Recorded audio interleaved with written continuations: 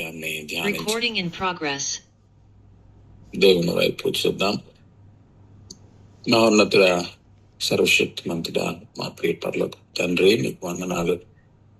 ఉదయకాల సమయంలో మరి యొక్క నూతన దినాన్ని మీరు మాకు అనుగ్రహించి మీ యొక్క సన్నిధిని, మీ సహాయమును, మీ యొక్క కృపను మా పట్ల నాయన సమృద్ధిగా కుమ్మరిస్తూ మమ్మలను మీరు సజీవులుగా లెక్కించారు. నాయన మీ మాటలు వినడానికి మీ బిడ్డలుగా నాయన మీరు మాకు ఇస్తున్న తరుణాలన్నింటినీ బట్టి మీకు వందనాలు చెల్లిస్తున్నాం ప్రభావ. ఈ దినాన్ని మేము ప్రారంభించుకోవచ్చుగా నాయన మా జీవితాలు మీ యొక్క ఆత్మాధ్వర్యములోను, మీ ఆత్మ అధీనములోను ఉండినట్లు ప్రభువా, మీ తట్టు మేము చూస్తుండగా ప్రభువా, మా జీవితాలకు, మా ఆత్మీయ నడకకు కావలసినటువంటి హెచ్చరికలు నాయన మమ్మల్ని సరిచేసి మీకు సమీపముగా నడిపించేటువంటి మీ మెల్లనైన స్వరాన్ని మాకు వినిపించండి. వినిచున్న మా యొక్క హృదయము, మా మనస్సు, మా చెవులు ప్రభువా, మీ ఆత్మ ఆధీనములోను మీ తట్టు మేము చూచుచు ప్రభువా నేర్చుకుని వారముగాను, నేర్చుకున్న వాటిని అనుసరించి వాటి నుండి తొలగిపోకుండా ప్రభువా నేను హత్తుకొని జీవించే వారిగా ఉండడానికి మీరుగా కృప చూపండి. మెట్టుకు ప్రభువా మేము వినువారం మాత్రము కాక లోతైన సత్యాలను గ్రహించగలిగినటువంటి ఆత్మీయమైనటువంటి కన్నులను, ఆత్మీయ వినికిడిని ప్రభువా ఆ మేరకు ప్రభువా మీ యొక్క జ్ఞానము మేము కలిగి ఉండడానికి కృప చూపండి, సహాయం చేయండి. అపవాది గర్జించిన వలె రెంకలు వేయుచున్నాడని నాయన మేము గుర్తెరిగి నీ అందు వేరు కట్టే ప్రభువా ఫలించే కృపను మాకు అనుగ్రహించమని మీరే సహాయం చేసి మీ యొక్క కృపను మాతో ఉంచండి. మాట్లాడుచున్న నేను అయోగ్యుడని మీ సన్నిధిలో ఒప్పుకుంటూ మీ కృపను నాకు మాకు అనుగ్రహించి మీ స్వరాన్ని వినిపించమని యేసు దివ్య నామం అడిగి వేడుకొంచున్నాం తండ్రి, ఆమేన్. ప్రభునందు ప్రియమైనటువంటి వారులారా, ఉదయకాల సమయంలో దేవుని యొక్క వాక్యాన్ని ధ్యానిద్దాం. 2 కొరింథీయులకు రాసిన పత్రిక 5వ అధ్యాయం 17వ వచనాన్ని మనం చూసినట్లయితే 17వ వచనంలో, కాగా ఎవడైనను క్రీస్తునందున్న ఎడల వాడు నూతన సృష్టి, పాతవి గతించెను, ఇదిగో క్రొత్తవాయెను. ఈ యొక్క కొరింథీ సంఘానికి పౌలు రాస్తున్నటువంటి ఈ 2వ పత్రికలో మనం చూసినట్లయితే 15వ వచనములో, జీవించు వారి ఇక మీదట తమ కొరకు కాక తమ నిమిత్తము మృతి పొంది తిరిగి లేచిన వారి కొరకే జీవించుట ఆయన అందరి కొరకు మృతి పొందినని నిశ్చయించుకొనుచున్నాము. కావున ఇక మీదట మేము శరీర రీతిగా ఎవరినైనాను ఎరుగము. చూడండి, మనం జీవించుచున్నటువంటి జీవితం ఇక మీదట మన కొరకు కాక మృతి పొంది తిరిగి లేచిన వాని కొరకే జీవించుట. అలా సరి అయినటువంటి తీర్మానానికి మనం వచ్చామా? లేదా మనం జీవించుతున్నటువంటి జీవితం మన కొరకు, మన యొక్క సౌఖ్యం కొరకు, మన ఆశల కొరకు మనం జీవిస్తున్నామా? మన యొక్క జీవన దృక్పథం ఏ రీతిగా ఉంది? నిజానికి మారు మనసు పొంది క్రీస్తును అంగీకరించిన తర్వాత నుండి జీవన విధానం ప్రభు కొరకు జీవించే దిశగా మనం ఉన్నామా, లేదా మన యొక్క ఉద్దేశాలు, మన గురి పాత జీవితాన్ని వదిలిపెట్టకుండా పాత ఆశలను కొనసాగిస్తూనే ప్రభువుని అంగీకరించామన్న అపోహలో కొనసాగుతున్నామా అన్నది ప్రశ్న. ఒకవేళ మనం నిజంగా క్రీస్తునందు ఉన్నట్లయితే మనం నూతన సృష్టి అని వాక్యం సెలవిస్తుంది. అంత మాత్రమే కాదు, ఇక పాతవి గతించిపోయాయి, ఇదిగో క్రొత్త వాయను. ఏం క్రొత్తది మన యొక్క జీవితంలో సంభవించింది? అవును, గతంలో మాదిరిగా మనం దేవుణ్ణి ఎరుగక ముందున్నటువంటి జీవితాన్ని ఒకవేళ జీవించట్లేదేమో, దేవుని కొరకైనటువంటి పిలుపుతో సమస్తాన్ని మానివేశామేమో, కానీ మన ఆశ, గురి ఏమై ఉన్నాయి? వాటిలో మార్పు వచ్చిందా? క్రీస్తు కొరకైనటువంటి జీవితాన్నే జీవిస్తున్నామా? ఒకవేళ నిజంగా మనలో ఈ నూతన మార్పు గనక వచ్చినట్లయితే మనం ఏ విధంగా ఉంటామో ఎఫెసీ పత్రికలో పౌలు భక్తుడు ఈ విషయాన్ని చాలా తేటగా తెలియజేస్తున్నాడు. 4వ అధ్యాయం మనం 24వ వచనాన్ని చూసినట్లయితే, నీతియు యథార్థమైన భక్తి గలవారై దేవుని పోలికగా సృష్టింపబడిన నవీన స్వభావమును ధరించుకొనవలెను. చూడండి, నీతి యథార్థమైన భక్తి గలవారు దేవుని పోలికగా సృష్టింపబడిన నవీన స్వభావమును ధరించుకొనవలెను. ఈ నవీన పురుషుడు, నవీనమైనటువంటి నూతనమైనటువంటి ఈ స్వభావం మనం ధరించుకున్నామా?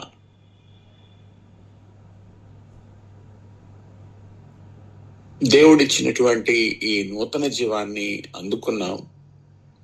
యథార్థత, అలాగే నీతి అనేటువంటి ఈ పరిశుద్ధమైనటువంటి జీవితాన్ని దేవుని పోలికగా సృష్టింపబడ్డాము అన్న మౌలిక సత్యాన్ని గ్రహించి మన జీవనం కొనసాగుతుందా?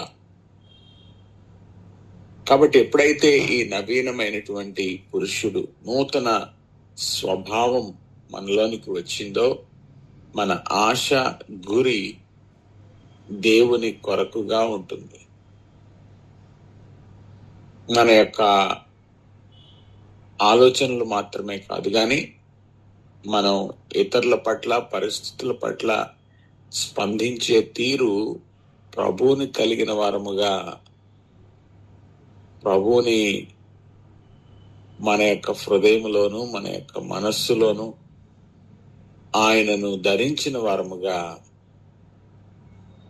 పాత స్వభావాన్ని, పాత హృదయ అనుసరణను కాక దేవుని కలిగి ఉన్నవారుగా మన స్పందనలు, మన ప్రతిస్పందనలు ప్రభువును పోలినవిగా ఉంటున్నాయా? మరి దైవజనులు అయ్యగారు అనేక సార్లు ఈ యొక్క మౌలికమైన సత్యాన్ని మనకు బోధిస్తూనే వచ్చారు. మరలా మీకు జ్ఞాపకం చేస్తాను. దేవుణ్ణి కలిగి ఉన్న వారిగా ఒక వ్యక్తి మనలను బాధించే మాటలు మాట్లాడి ఉండవచ్చు, లేదా ఆ మాటలు మన యొక్క కోపాన్ని రేకెత్తించేవిగా ఉండి ఉండవచ్చును. అటువంటి సందర్భాల్లో మన స్పందన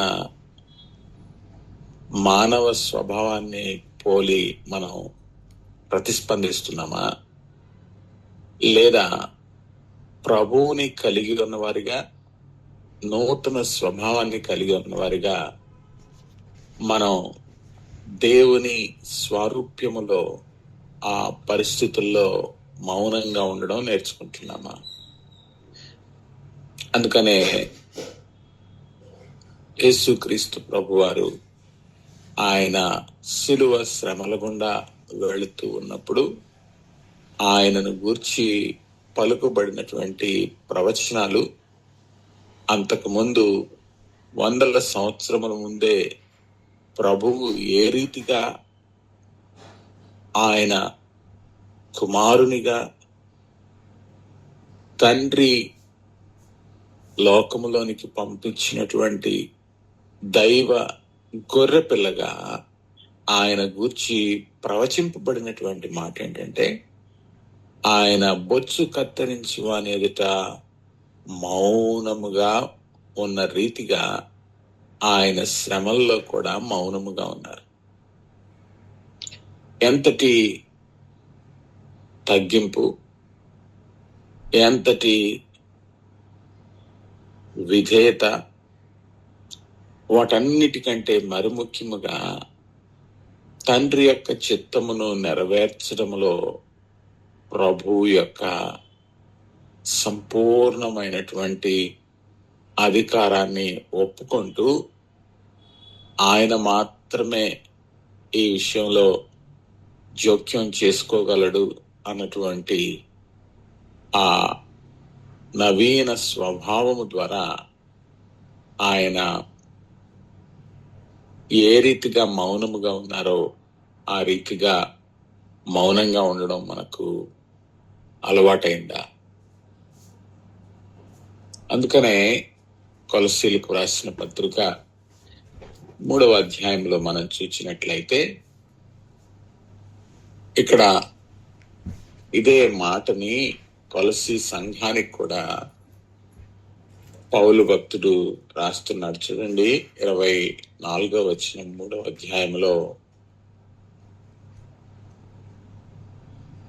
ప్రభు వలన స్వాస్థ్యమును ప్రతిఫలముగా పొందుదుమని ఎరుగుదురు గనుక మీరేమి చేసినను అది మనుష్యుల నిమిత్తము కాక ప్రభువు నిమిత్తమని మనస్ఫూర్తిగా చేయండి. మీరు ప్రభు అయిన క్రీస్తునకు దాసులై ఉన్నారు. మనం ఎవరికి దాసులుగా ఉన్నాం? ప్రభువుకి, ప్రభు నిమిత్తము మనస్ఫూర్తిగా మనం ఆయన దాసులుగా ఉండడం, మనస్ఫూర్తిగా ప్రభు పని చేయడంలో మనం కృతార్థులమయ్యామా అన్నది ఉదయకాల ప్రశ్న. ఇలా ఒకవేళ మనం నూతన స్వభావాన్ని కలిగి ఉన్న వారమైతే, మనకి ప్రభు ఇచ్చినటువంటి ఈ రక్షణను, మారు మనసు అనుభవాన్ని మనం కలిగి ఉన్నట్లయితే తప్పక మన యొక్క పేరు మార్చబడిన వారుగానే ఉంటాం. మన యొక్క పేరుని ఆయన మార్చేశారు. మనం ఇంకా పాత స్వభావం కానీ, పాత పేరు కానీ మనకి ఏమాత్రం కూడా లేదు. సంపూర్ణంగా మనం మారిన వారిగా ఉన్నాము. అందుకనే యెషయా గ్రంథంలో ప్రభు అంటున్నటువంటి మాట 62వ అధ్యాయము 2వ వచనంలో చూసినట్లయితే, జనములు నీ నీతిని కనుగొనును, రాజులందరూ నీ మహిమను చూచెదరు, యెహోవా నియమింపబోవు క్రొత్త పేరు నీకు పెట్టబడును. చూడండి, ఆయన మనకు ఒక క్రొత్త పేరు మనకి పెడతాడు. ఈ యొక్క నూతన స్వభావం గనక మనలోనికి వచ్చినట్లయితే, ఎలాగైతే మనల్ని ప్రజలు, మనల్ని ఎరిగిన వారు మనల్ని చూచి నువ్వు పాత వ్యక్తిగా లేవే, నీవుగా లేవే అన్నటువంటి సత్యాన్ని వారు గ్రహించి మనల్ని సంబోధిస్తారో, ప్రభువు మనకు మన నీతిని, జనములేమో మన నీతిని కనుగొంటారు, రాజులు మన మహిమను చూస్తారు, యెహోవా క్రొత్త పేరు మనకు పెట్టేవారిగా ఉన్నారు. ఇదే సత్యాన్ని మనం ప్రకటన గ్రంథంలో కూడా గమనిస్తాం. 2వ అధ్యాయంలో మనం చూసినట్లయితే ప్రకటన గ్రంథం 2:17లో కూడా ప్రభు యొక్క మాటలు మనం చూస్తున్నాం. సంఘములో ఆత్మ చెప్పుచున్న మాట చెవి గలవాడు వినుగాక. జయించు వానికి మరుగై ఉన్న మన్నాను భుజింపనెత్తును, మరియు అతనికి తెల్ల రాతినిత్తును, ఆ రాతి మీద చెక్కబడిన యొక్క క్రొత్త పేరుండును. పొందిన వానికే గాని అది మరి ఎవనికిని తెలియదు. చూడండి, ఎప్పుడైతే మన హృదయం సంపూర్ణంగా ప్రభు చేత ప్రతిష్ఠించబడుతుందో, యథార్థతను, నీతిని మనం పోషించుకుంటూ ప్రభు కొరకు గురి కలిగి జీవిస్తున్నామో, మనకు ప్రభు ఇచ్చేటువంటి ఆశీర్వాదాలు, ఆశీస్సులు అనేకమైనప్పటికీ అత్యున్నతమైనటువంటి సంగతి ప్రభువుని కలిగి ఉండడం ద్వారా ఏంటి అంటే, క్రీస్తును పోలిన జీవితాన్ని, క్రీస్తు స్వారూప్యాన్ని కలిగి ఉండడం ద్వారా నిత్యత్వంలో ప్రభువుతో మనం ఉండబోతున్నాము. ఆయన మనకిస్తున్నటువంటి ఆధిక్యతలను గమనించినట్లయితే అవి లెక్కకు మించినట్లు కనబడుతూ ఉన్నాయి. ఎంత తేటగా రాతి మీద చెక్కబడిన క్రొత్త పేరు ఉండును. చూడండి, దేవునికి మన పట్ల కలిగి ఉన్న ఉద్దేశాలు ఎంత ఉన్నతమైనవిగా కనబడుతున్నాయో. మరి ఇంతటి సమూలమైన మార్పు మనలో సంభవించిందా? దాని కొరకు ప్రయాసపడుతూ ప్రభు స్వారూప్యంలోనికి మలవబడుతున్నామా?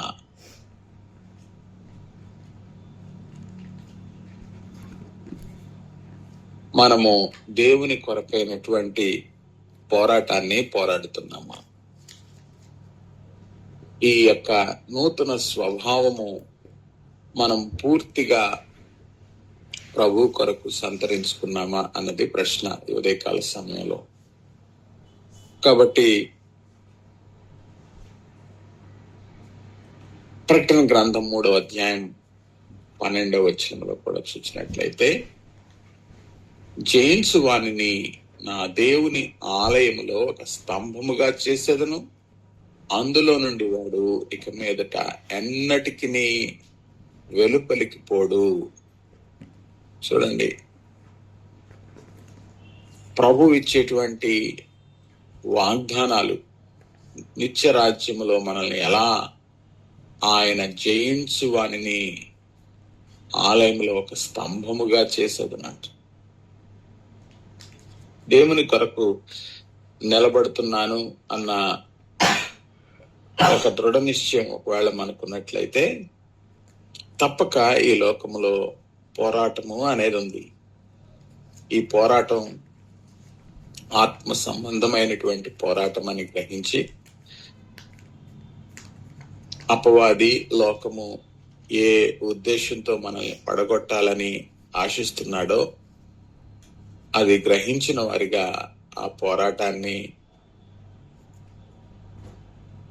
లోక రీతిగా కాక ప్రభువుని కలిగిన వారిగా ఆయన పద్ధతిలో, ఆయన స్వరూప్యంలో పోరాటాన్ని మనం పోరాడుతున్నామా?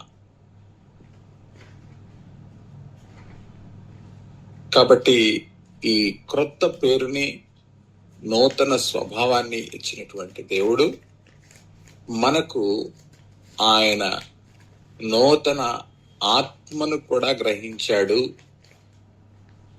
ఆయన మనకు నూతన ఆత్మను కూడా ఇచ్చాడు అన్న సత్యాన్ని తెలిసిన వారిగా ఉన్నాము.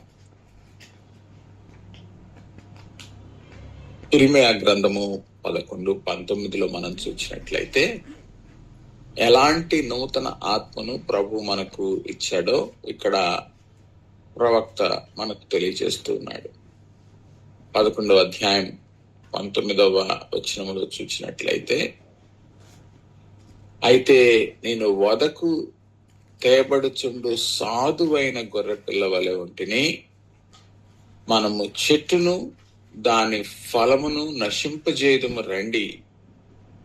వాని పేరు ఇకను జ్ఞాపకము చేయకపోనట్లు బ్రతుకు వారిలో ఉండకుండా వారిని నిర్మూలము చేయదము రండని వారు నా మీద చేసిన దురాలోచనలను నేను ఎరుగుక ఏంటిని. చూడండి, ఇక్కడ మనం చూసినట్లయితే 17వ అధ్యాయంలో కూడా మన ఫలమును నాశనము చేయాలనుకుంటున్నాడు. కానీ ఆయన ఎలా ఉన్నాడు? వదకు తేబడు సాధువైన గొర్రె పిల్ల వలె ఉన్నాడు. 17వ అధ్యాయంలో ఇదే ఇర్మియా గ్రంథములో మనం చూసినట్లయితే ఆయన ఎటువంటి ఆత్మను కలిగి ఉన్నాడు, ఈ ఆత్మ ఏ రీతిగా ఈ నవీన పురుషునిలో పనిచేస్తుందో మనకు అర్థమవుతుంది. 17వ అధ్యాయం 25వ వచనాన్ని చూసినట్లయితే, దావీదు సింహాసనమందు ఆసీనులై రథముల మీదను గుర్రముల మీదను ఎక్కి తిరుగుచుండు రాజులను అధిపతులను ఈ పట్టణపులో ప్రవేశించురు. వారును వారి అధిపతులను యోధా వారును యెరూషలేము నివాసులను ఈ పట్టణపు గుమ్మలో ప్రవేశింతురు. మరియు ఈ పట్టణము నిత్యము నిలుచును. చూడండి,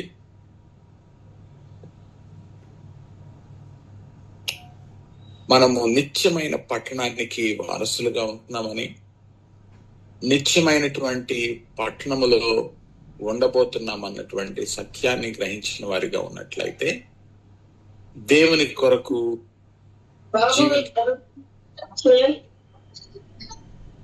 జీవించేటువంటి విషయంలో మనము గురిని కలిపి ఉంటాము అన్న సత్యాన్ని గ్రహించాలి, గమనించాలి. యెహెజ్కేలు గ్రంథము 17వ అధ్యాయం 25వ వచనములో మనం చూసినట్లయితే ఇక్కడ యెహెజ్కేలు 17:25లో మనం చూసినట్లయితే దేవుని యొక్క వాక్యము సెలవిస్తుంది,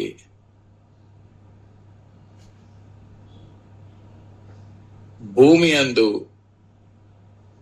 సకలమైన చెట్లకు తెలియబడును, యెహోవా నేను ఈ మాట సెలవిచ్చి తిని నేనే దానిని నెరవేర్చెదను. ఆయన ఎలా చేస్తాడంట? నేనే ఘనమైన చెట్టును నీచమైనది గాను, నీచమైన చెట్టును ఘనమైనది గాను చేయువాడననియు, పచ్చని చెట్లు ఎండిపోవునట్లును ఎండిన చెట్లను వికసించునట్లును చేయువాడననియు భూమి యందు సకలమైన చెట్లకు తెలియబడును. కాబట్టి మనం దేవునిలో ఫలించే వారిగా ఉన్నప్పుడు దేవునిలో ఫలించేటువంటి ఆ యొక్క ఆత్మను కలిగి ప్రభు కొరకు ఆత్మీయమైనటువంటి ఫలాలను మనం ఫలించేవారిగా ఉంటాం. కాబట్టి ఒకవేళ మనం ప్రభువుని కలిగి నూతన స్వభావమును లేకుండా పాత స్వభావములోనే ఉన్నట్లయితే, ఇందాక మనం చదువుకున్నట్లు కొరింథీ పత్రికలో పాతవి గతించెను, అన్నటువంటి మాటని ప్రభువు మన పట్ల చెప్పడానికి మనలో పూర్తిగా ఆ పాత స్వభావము గతించిపోయిందా? చూడండి, ఎహెజ్కేలు గ్రంథము 36:26 చూసినట్లయితే, అప్పుడు యెహోవానైన నేను పాడైపోయిన స్థలములను కట్టువాడననియు పాడైపోయిన స్థలముల్లో చెట్లను నాటువాడననియు మీ చుట్టూ శేషించిన అన్యజనులు తెలుసుకొందురు. యెహోవానైన నేను మాట ఇచ్చి ఉన్నాను, నేను దానిని నెరవేర్తును. చూడండి, ప్రభు ఇచ్చినటువంటి వాగ్దానాలను మనం చూసినట్లయితే, ఆయన మనల్ని కట్టేవాడిగా ఉన్నాడు. పాడైపోయినటువంటి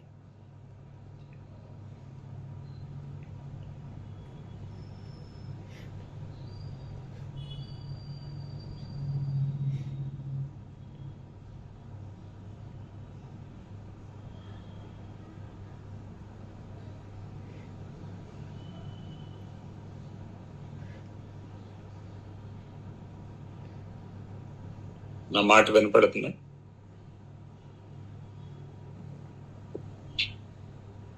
వినిపిస్తుంది. ఈ శేషించినటువంటి అన్యజనులు కూడా ప్రభువుని తెలుసుకోవడానికి ఆయన మాట ఇచ్చాడు, దాన్ని నెరవేర్చే దేవుడిగా ఉన్నాడు. కాబట్టి నూతన పురుషునిగా, నూతన వ్యక్తిగా, నూతన పేరుని కలిగి, నూతన ఆత్మలు కలిగి ఫలించేవారిగా ఉన్నామా? అంత మాత్రమే కాదు, ఆయన తన నూతనమైనటువంటి దయను మన పట్ల సమృద్ధిగా ప్రతిదినము కురిపించేవాడిగా ఉన్నాం. ప్రతిదినము మనము విలాప వాక్యముల్లో 3:22-23 చూస్తాం, అనుదినము నీ వాత్సల్యత నాపై నూతనముగా పుట్టుచున్నది అని ప్రభు అంటున్నాడు. ఆయన వాత్సల్యత, ఆయన దయ మనపై నూతనంగా ఉంటుంది. కానీ క్రీస్తులో ఎదుగుచున్న మనలో ఈ నూతన స్వభావాన్ని, నూతనమైనటువంటి ఆత్మీయ విలువలను ప్రతిదినము సంతరించుకుంటున్నామా?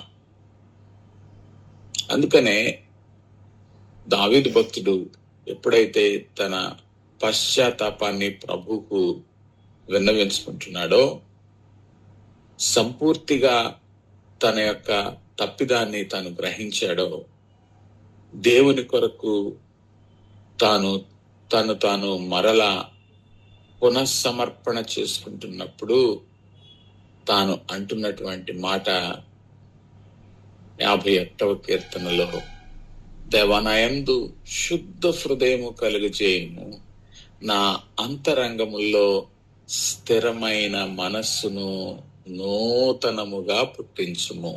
చూడండి, ఈ స్థిరమైనటువంటి మనస్సును తాను కోరుకుంటున్నాడు. ప్రభువుని అడుగుతున్నాడు, ఈ స్థిరమైన నూతనమైన మనస్సును పుట్టించమని. కన్నీటితో, పశ్చాత్తాపముతో, దుఃఖ భరిత హృదయముతో ప్రభు సన్నిధిలో తాను వేడుకుంటున్నాడు. తన బలహీనతను తాను గ్రహించాడు. పాపము ఎంత భయంకరమైనదో, పాపము ఎంత బలీయంగా దేవునికి సమీపముగా ఉన్న వ్యక్తిని లోబర్చుకోగలదో దావీదు జీవితంలో మనం చూస్తాం. అందుకనే దీన్ని జయించడానికి, దీనిని అధిగమించిన ఆత్మీయ పోరాటాన్ని కలిగి ఉండడానికి కావలసినటువంటి స్థిరమైన మనస్సును తాను అడుగుతున్నాడు. శుద్ధ హృదయం కలిగి ఉంటే మాత్రమే కాదు, కానీ అంతరంగములో స్థిరమైన మనస్సు, నూతనముగా నవీన స్వభావం, నవీన పురుషుడు, నవీన ఆత్మ, నూతనమైన ఫలములు మనము ఫలించే వారిగా ఉన్నట్లయితే ఆయన యొక్క వాత్సల్యత సమృద్ధిగా మన పట్ల ఆయన కుమరించుతున్నాడు. ఆ విషయాన్ని మనం జ్ఞాపకం చేసుకున్నట్లయితే విలాప వాక్యంలోనే మరి యొక్క మాట మీకు జ్ఞాపకం చేయాలని ఆశిస్తున్నాను. 5వ అధ్యాయం 21వ వచనములో మనం చూసినట్లయితే, యెహోవా నీవు మమ్మను నీ తట్టు త్రిప్పిన యెడల మేము తిరిగెదము, మా పూర్వస్థితి మరలా మాకు కలుగచేయుము.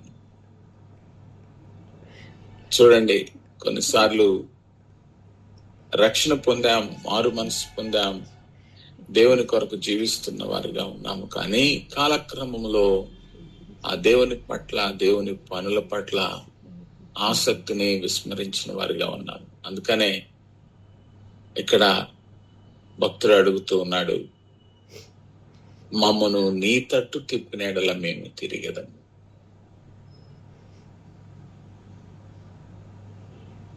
మా పూర్వస్థితి మరలా మాకు కలుగచేయు. మారు మనసు పొందిన తొలి దినాల్లో మనకు దేవుని పట్ల ఉన్న ఆసక్తి, ఆయన మందిరం పట్ల ఉన్నటువంటి ఆసక్తి, ప్రభు పనుల పట్ల ఉన్నటువంటి చిత్తశుద్ధి కాలక్రమంలో దాన్ని కోల్పోయిన వారిగా మనకు కనపడుతూ ఉంటాం. కాబట్టి అనుదినము నూతనముగా ఆయన వాత్సల్యత అనుభవిస్తున్న వారిగా మనం ప్రభు తట్టు తిరగాలని, మనల్ని మనం పురికొల్పుకొని ఆయన శక్తిని మనం కలిగి ఉండడానికి ప్రయాసపడాలి.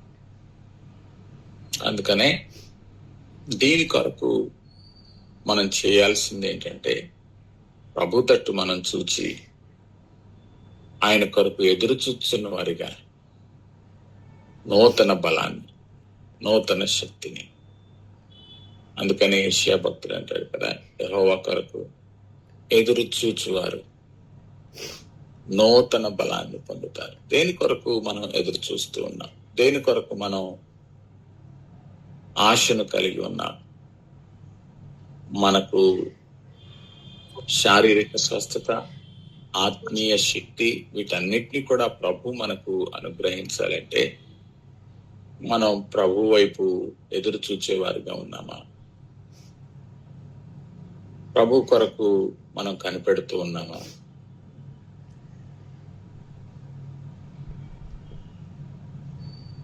కాబట్టి యెహోవా కొరకు ఎదురు చూచువారు నూతన బలం పొందుదురు, పక్షిరాజు వలె రెక్కలు చాపి పైకెగుతురు, అలయక పరిగెత్తుదురు, సొమ్మసిల్లక నడిచిపోతురు. కాబట్టి అలసిపోవడం, సొమ్మసిల్లడం ఇలాంటివన్నీ కూడా అధిగమించాలంటే ప్రభు తట్టు ఆయన కొరకు ఎదురు చూచేవారిగా మనం ఉన్నామా?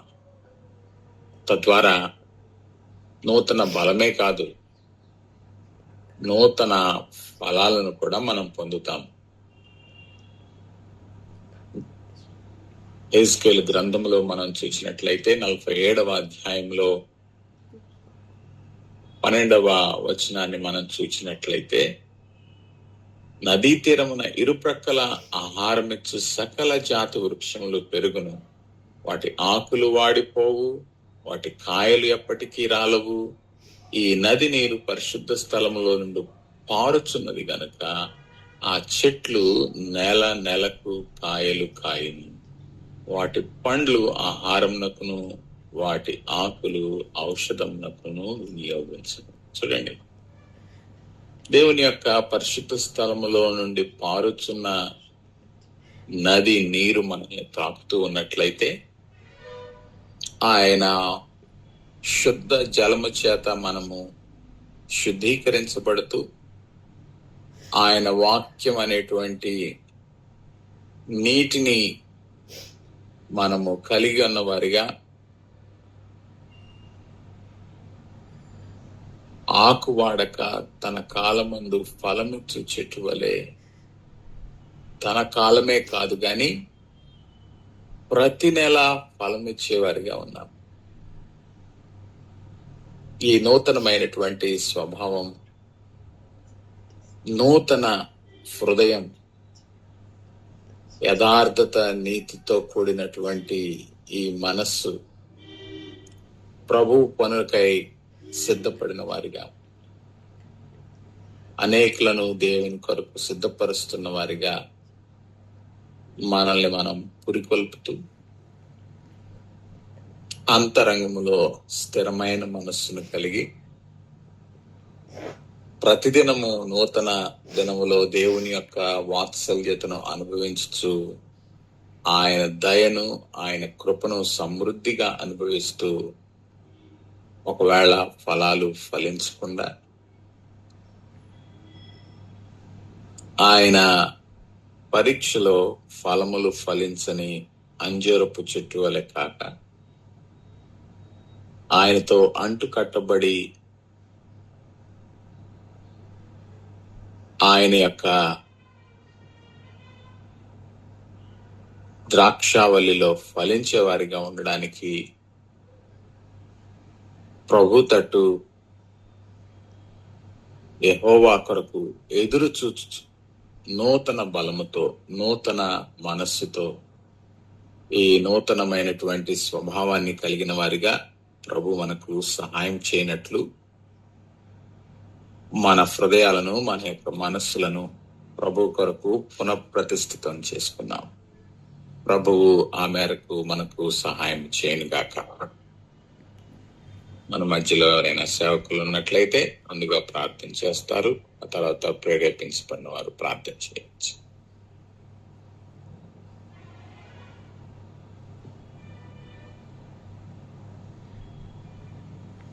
Recording stopped.